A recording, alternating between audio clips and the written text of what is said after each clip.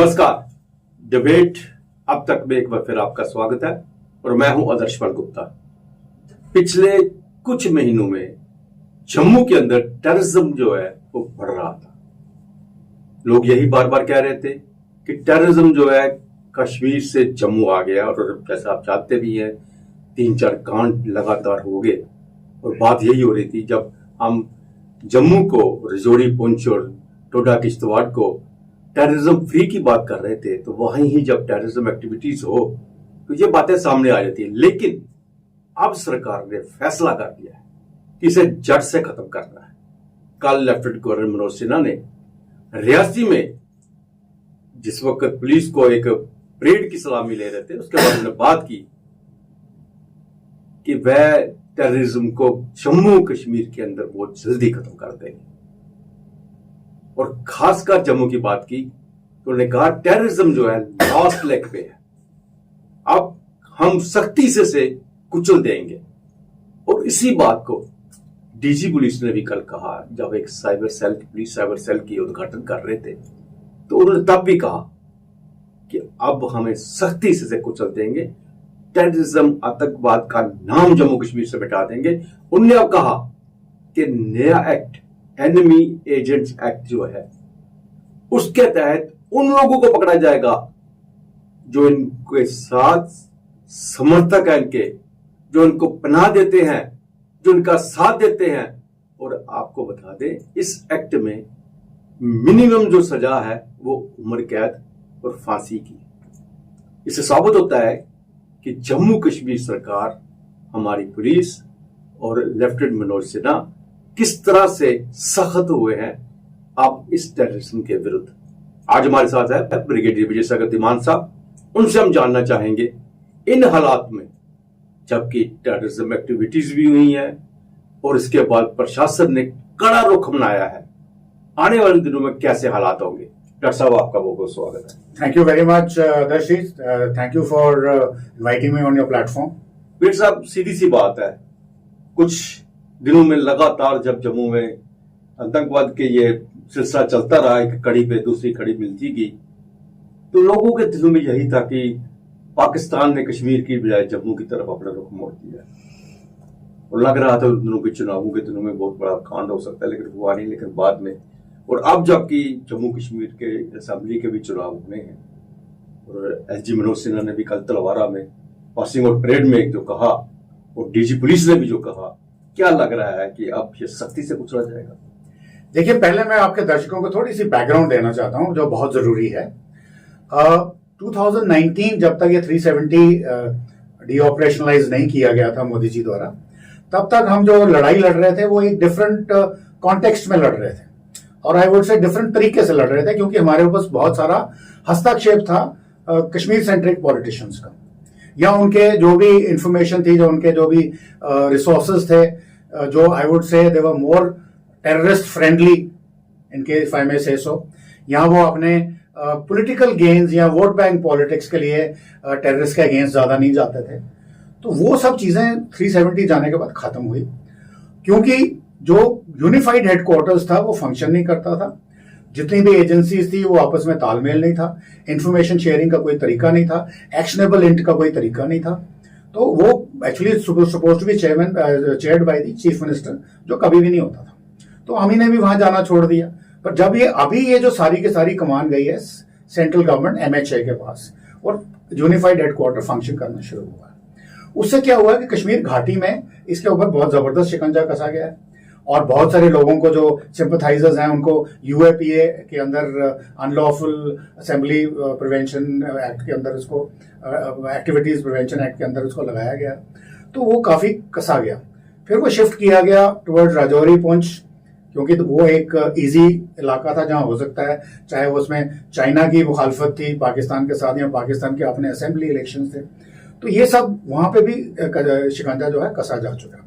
तो अल्टीमेटली जब मोदी साहब तीसरी टर्म में आते हैं, तो उनकी जो शपथ ग्रहण समारोह है, तो वहां पे कुछ करना है। प्लस दुनिया ने देखा है कि जम्मू कश्मीर में जो वोटिंग परसेंटेज है वो 60%, 70% भी कई जगह गई है, which is as compare to earlier कहते होती तो 2% थी, वो सीआरपीएफ या कोई सरकारी मशीनरी यूज करके उसको 10-12% बना देते थे। अब 60%। दैट मीन्स जम्मू कश्मीर के लोग पेट्रियोटिक थे, पेट्रियोटिक हैं और रहेंगे भी। और उन्होंने दिखा दिया है कि हम इसमें मानते हैं, टेररिज्म में हम बिलीव नहीं करते, जो भी फॉरेन फोर्सेज हैं उनमें हम नहीं बिलीव करते। तो अब इस सिचुएशन में क्या करना है? तो उन्होंने जब अगला जो एक्सेस उनके पास बचता था वो रजौरी, कालाकोट, रियासी, जम्मू का, टुवर्ड्स जम्मू था। तो वो टेररिज्म जो था उनका, उन्होंने कांड किया रियासी में, जो कि निहत्थे श्रद्धालुओं को उन्होंने मार दिया और इस तरह से करना शुरू किया। अब जम्मू के जो संभाग में यहाँ पे 5 पॉपुलर टेररिस्ट इन्फिल्ट्रेशन रूट्स हैं। बेसिकली ये गुजरों के, बकरवालों के रूट्स हैं जो वो यूज करते हैं सीजनल माइग्रेशन के लिए।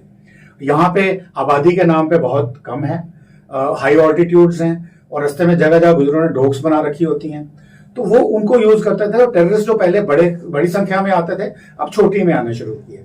अभी जैसे पहला इंसिडेंट होता है सैदा गांव में, कूटा के पास, जो कि 2 टेररिस्ट थे, शायद उन्होंने गलत सिंपथाइजर का दरवाजा खड़काया और वहां पे भगदड़ मची, पुलिस एक्शन में आ गई और उनको न्यूट्रलाइज करा गया। सिमिलरली छत्रकला में पकड़े गए, वो भी एक रूट है। सिमिलरली एक टीओबी डोडा के पास टेम्पररी ऑपरेटिंग बेस था जो आरआर का था, जगह का नाम मैं भूल रहा हूँ, सुईगाम के पास शायद है। तो ये सब रूट्स थे जहां वो चल रहे थे और वो पकड़े गए। ये इसलिए नहीं पकड़े गए कि टेररिस्ट ने वहां पे कोई इंफॉर्मेशन की है, या नरवाल में जो अलर्ट हुआ या उधमपुर में जो अलर्ट हुआ, तो that was proactive from the security forces और जनता की भागीदारी से। इस तरह से ये टेररिज्म जो है जम्मू की तरफ आया है।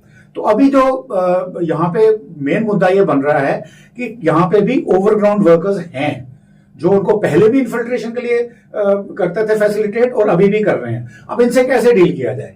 तो जो हमारी एनआईए या दूसरी एजेंसीज हैं, वैली के अंदर हमने देखा कि उनके घरों के उनको संबंधियों को उठा लो, उनके घरों को ऊपर बुलडोजर चला दो, और जो टेररिस्ट पर से है उसको तो एलिमिनेट कर ही देते हैं। तो इस तरह से एक दहशत फैल रही है लोगों के अंदर कि हमें टेररिस्ट को सपोर्ट नहीं करना है।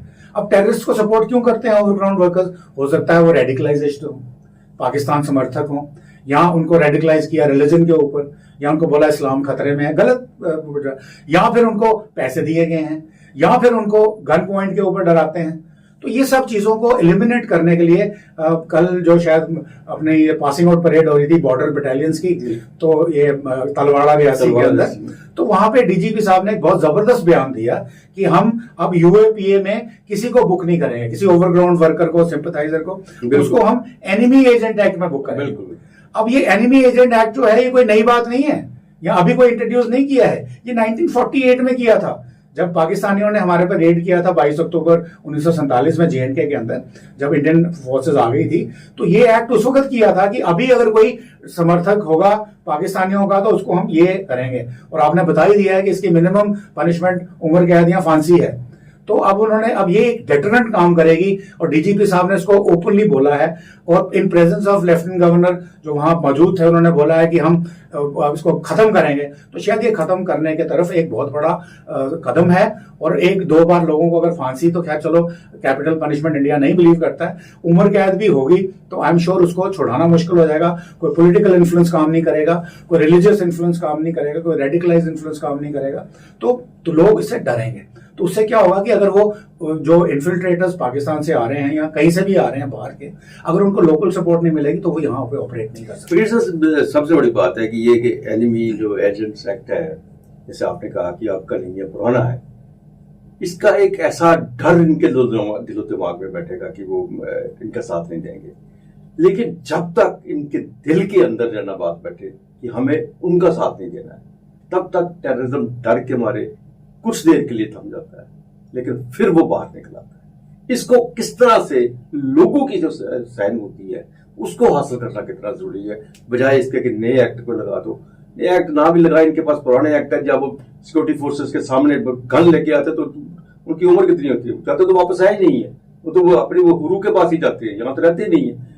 लेकिन ये बहुत जरूरी है कि लोगों के दिलों के अंदर उनका डर निकलना चाहिए, या कि इनका डर बैठना चाहिए।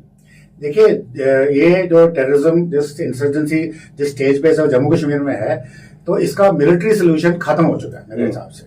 मिलिट्री ने अपने आप को ऑप्टिमाइज कर लिया जितना करना था। अब पॉलिटिकल सोल्यूशन चाहिए। पॉलिटिकल सोल्यूशन के लिए आपने ठीक बोला कि लोगों में डर कैसे खत्म करना है, उनकी ट्रेनिंग करनी है, उनको सॉर्ट ऑफ यानी कि एक नैरेटिव चलाना है, उनको समझाना है। अब फिर भी मैं बोल रहा हूं कि जो लोग आ रहे हैं पाकिस्तान के, आईएसआई के या खालिस्तानी या जो भी आ रहे हैं, इनके पास पैसा बहुत है, तो इनके पास रेडिकलाइजेशन पावर है, चाहे वो रिलीजन की वजह से हो। इनके पास पैसा दे के, अब लोग गरीब हैं यहाँ पे, पैसा दे के कोई भी कुछ 1000 रुपए लेकर के, मैं तो लाखों की बात करता था, मगर अभी मुझे पता चला 6000 रुपए लिए थे वो कुट्टा वाले ने, जिसने वो उसको पनाह दी थी अल्टीमेटली। तो this is a very small amount, और उसके बाद गन आपके हाथ में, डरा के आप कुछ भी कर सकते हो। तो ये चीजें जब पंजाब में भी इंसर्जेंसी में जब वो गन पॉइंट के ऊपर उनकी माँ बहनों की इज्जत लूटने लगे, तो तब लोग भड़के अगेंस्ट टेररिस्ट। तो वैसी ही रिक्वायरमेंट हमें यहाँ चाहिए। तो मैं ये नहीं कहता कि वो कोई यहाँ कोई ऐसा इंसिडेंट मिला नहीं कि जहाँ किसी की माँ बहन को उन्होंने इंटिमिडेट किया हो, परंतु पॉइंट ये है कि एक हमने सिटीजन को जगाना है, और जगाने के लिए शायद एक ये तरीका जो डीजीपी साहब ने बोला है कि एक पिछले 75 साल से हमारे पास एक एक्ट था, तो लेट्स यूज इट, बिल्कुल लेट्स यूज इट। परंतु पॉइंट ये है कि मैंने उस सिटीजन को एक कोई तरीका भी देना है कि वो इस इंफॉर्मेशन को सिक्योरिटी फोर्सेस को पास करे। जैसे हमने बोला हुआ है कि when ever in problem, police से मदद चाहिए, डायल 100। एक लेडी को पुलिस से चाहिए तो हेल्पलाइन है 108। इस तरह से कोई हेल्पलाइन बनाओ, या एक कोई कमेटी बिठा के कोई सोचो कि दूर दराज के गांव में हम कैसे समझ, क्योंकि ये जाते हैं दूर दराज के गांव में जहां पे, क्योंकि पुलिस कहाँ है, आरआर कहाँ पे है, वो उनको मालूम है, तो उससे वो छुपेंगे। उनके पास सैटेलाइट फोन होते हैं और उनके पास नेटवर्किंग नहीं होती। अभी देखिए ना, लेटेस्ट देखिए, चाइनीज फोन जो है, जो कॉम्बैट में यूज करते हैं, जो पाकिस्तानी आर्मी यूज करती है, वो पकड़े गए हैं। कल की खबर है ये, आज ही आपने भी छापी है आज ही। तो वो पकड़े गए, तो इनके पास तो सब कुछ है, पर हमारे सिटीजन्स के पास क्या है? उनको भी हमने कोई तंत्र देना है कि वो कोई ऐसा फूल प्रूफ हो कि कोई भी सस्पिशियस एक्टिविटी मिले, कोई संदिग्ध बंदा मिले, कि आफ्टर ऑल ये जो बंदे जम्मू कश्मीर में, जम्मू में स्पेशली हम डोगरे जो हैं, ये जो बाहर से आ रहे हैं, ये थोड़ा बहुत तो इनका शक्ल डिफरेंट है ना, इनका बोली डिफरेंट है, एक्सेंट डिफरेंट है, तो पता करना कोई मुश्किल बात नहीं है।